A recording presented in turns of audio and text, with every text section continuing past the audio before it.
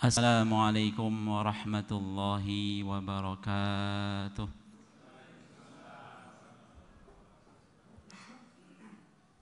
Alhamdulillahi rabbil alamin.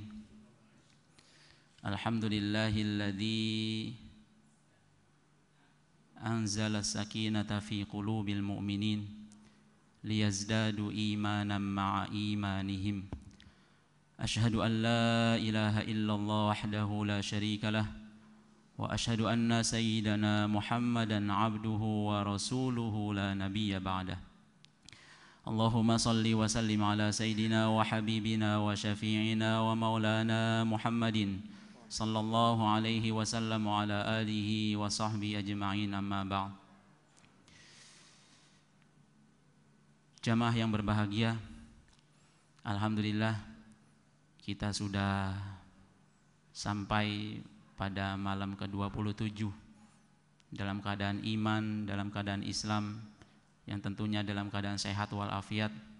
Semoga apa yang sudah kita lakukan dari awal Ramadan sampai sekarang dan sampai akhir nanti, Allah terima amal ibadah kita semuanya, sehingga kita menjadi orang-orang yang mendapatkan derajat takwa di sisi Allah Subhanahu wa taala. Salawat serta salam selalu tercurah kepada junjungan kita Nabi besar Muhammad sallallahu alaihi wasallam.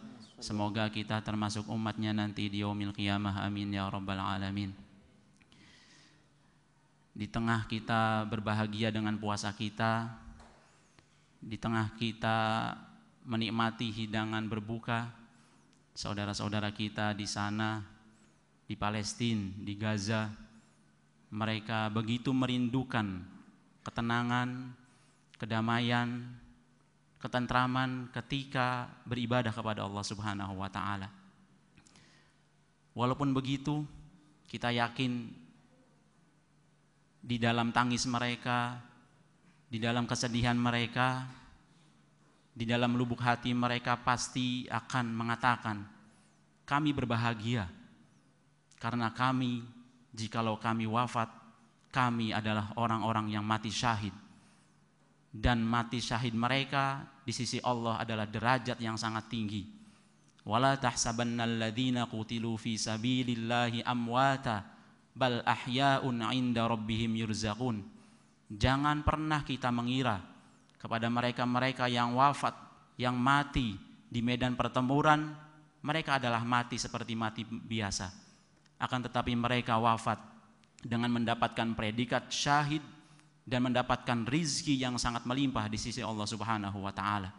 Dan kita yakin bahwa di antara mereka, di tengah-tengah mereka ada tentara-tentara Allah Subhanahu wa taala, wa junudal lam tarauha, yaitu tentara yang tidak pernah kelihatan oleh mata-mata manusia. Dan kita yakin Allah Subhanahu wa taala tidak tinggal diam dengan keadaan ini. Dan kita yakin bahwa mereka-mereka yang di sana akan mendapatkan derajat yang sangat tinggi di mata Allah Subhanahu wa taala. Akan tetapi ada sesuatu yang sangat menarik sekali di Palestina, Bapak Ibu yang berbahagia. Hampir keseluruhan mereka begitu mencintai Al-Qur'an. Di sana ada ma'had yang hampir setiap tahunnya mewisuda anak-anak yang sudah hatam Al-Quran sampai 30 juz. Bagaimana mereka menghafalnya? Padahal di tengah pertempuran, di tengah kekacauan yang ada, mereka masih sempat-sempatnya untuk menghafal Al-Quran. Ternyata di tengah mereka ketika sedang libur musim panas, mereka manfaatkan keadaan itu untuk menghafalkan Al-Quran. Ketika perang sedang berkecambuk, mereka sempatkan untuk memegang Al-Quran dan membawa kemudian menghafalkan Al-Quran pada waktu ketika berperang. Dan seharusnya dengan keadaan seperti ini kita merasa malu. Di Indonesia begitu nyaman, tentram, sampai-sampai nyaman dan tentram kita ini, sehingga kita lalai dengan kewajiban kita kepada Allah Subhanahu wa taala. Makanya tema sekarang adalah mari menghafal Al-Quran. Mungkin bapak sama ibu yang usianya sudah lanjut langsung menundukkan kepala sambil tertawa, ya Pak Ustadz menghafal Al-Quran, saya sudah banyak yang dipikirkan, mikirin cucu, mikirin anak, mikirin istri, mikirin segala macam masalah dunia yang tidak pernah selesai, yang itu belum tentu bisa kita bawa nanti di akhirat. Padahal subhanallah, kalau kita lihat sejarah di Palestina itu ada seorang ibu yang berusia 82 tahun. Dia diwisuda usia 82 tahun. Wisuda seorang hafidh. Dia hatam Al-Quran pada usia 82 tahun. Dia menghatamkan Al-Quran, memulai menghafal Al-Quran ketika usianya ke belakang 15 tahun. Berarti usia 67 tahun dia mulai menghafal Al-Quran. Kalau bapak, ibu berdalih bahwa saya sudah tua, ini adalah bukti. Ini adalah contoh bahwa tidak ada batasan kekuasaan Allah Subhanahu wa taala kepada manusia. Jikalau Allah berkehendak kepada kita, maka kalau seandainya kita sudah punya niat, kita punya kemauan untuk menghafalkan Al-Quran, maka tidak ada yang tidak mungkin di mata Allah Subhanahu wa taala.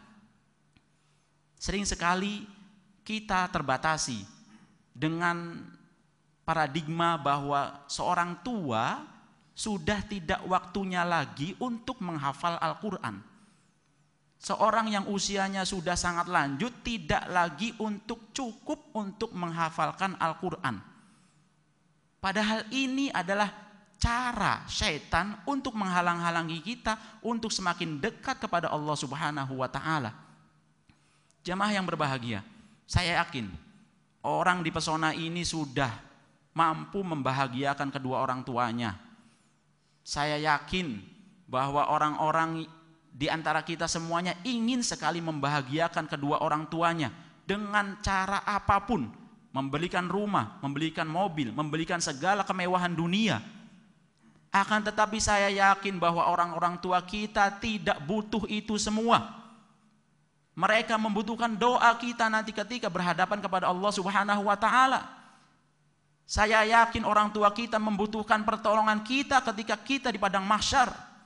Dan saya yakin kalau seandainya mereka sudah wafat, mereka membutuhkan doa anak-anaknya yang masih ada di dunia.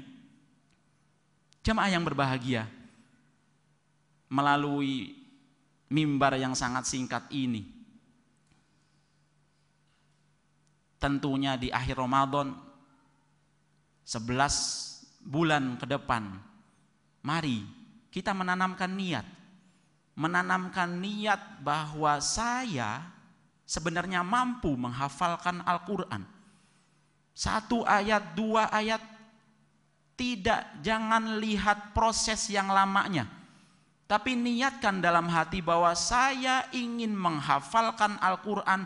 Urusan nanti selesai atau tidak, Allah yang maha tahu.